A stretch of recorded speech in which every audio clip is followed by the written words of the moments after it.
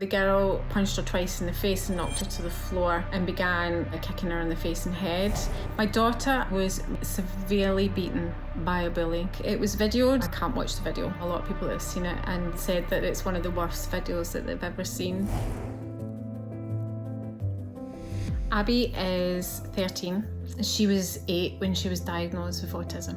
Autism gives her things like social anxiety. Understanding friendships can be quite difficult for her. Dealing with crowds, different sounds, smells, even different foods can be difficult for her. Abbie joined the new school in June. She'd met this new friend, brought her home. She told this girl about all of her insecurities and all of her anxieties. She and Abbie started going to a park nearby where we live. Well, I've got a tracker on Abbie's phone so I can follow her every move. She texted me to say that this girl wanted to meet her up the park and could she go, and I went, yeah, sure. Then it was about 2 hours and I hadn't heard from her, but I kept checking the tracker and the tracker was showing that she was still in the park. So I was beginning to get a little bit concerned because Abbie keeps in touch with me constantly. So I messaged her and said, are you okay? I then rang her and she just suddenly went, I'm okay. And then I heard the other girl shouting her name and then the phone went dead. At that point, I'm like, no, something doesn't feel quite right. Get in the car and followed the tracker to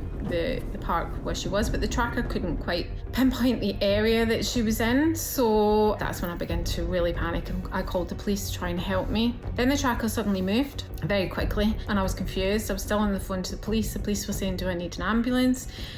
And I said, I don't know. I think she's managed to walk home. Maybe she's okay. The park is only about 6 minutes walk from home. The tracker was showing me that Abbie was almost home and then I'd got home.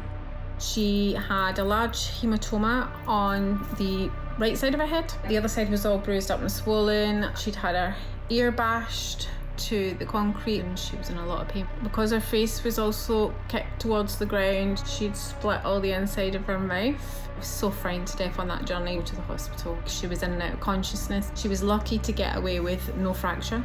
She said she met the girl at the park. The girl approached her and just said, I heard you've been talking about me. And Abbie said she was really, really confused. She's like, Mum, I didn't talk about her. I didn't know what she was talking about. Oh, the girl punched her twice in the face and knocked her to the floor and began kicking her in the face and head.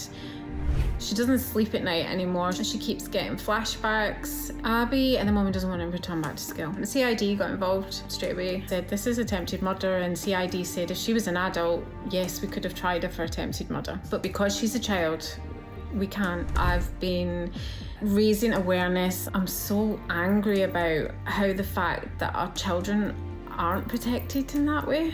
The girl that befriended Abbie befriended her knowing her vulnerabilities, so she got Abbie to trust her, and Abbie had let her know that she had autism. It's because of Abbie's vulnerabilities that connected with her autism that she definitely was kind of like a beacon for this. I would like to see justice for Abbie and for anyone else that's had to go through this. I am seen, are you?